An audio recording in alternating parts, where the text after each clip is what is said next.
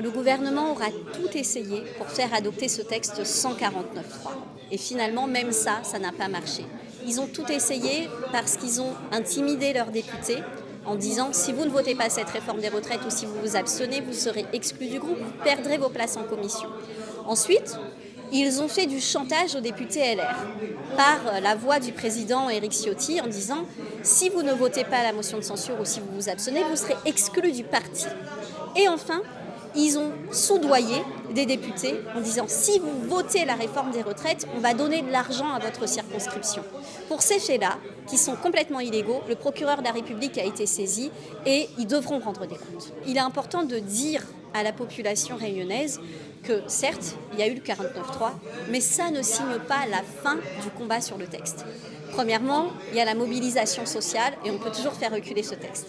Deuxièmement, il y a une motion de censure qui sera votée demain à l'Assemblée nationale. Et les chances qu'elle soit adoptée sont très fortes. Si elle est adoptée, cette motion de censure, elle fait tomber le gouvernement, elle fait tomber le projet de loi. Donc évidemment que je la voterai.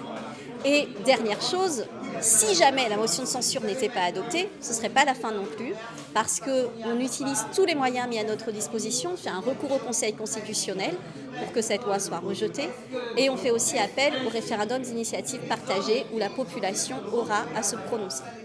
Et je voudrais aussi dire qu'il y a d'autres moyens de financer ce système de retraite. Il y a d'autres moyens et ça passe notamment par la taxation des superprofits.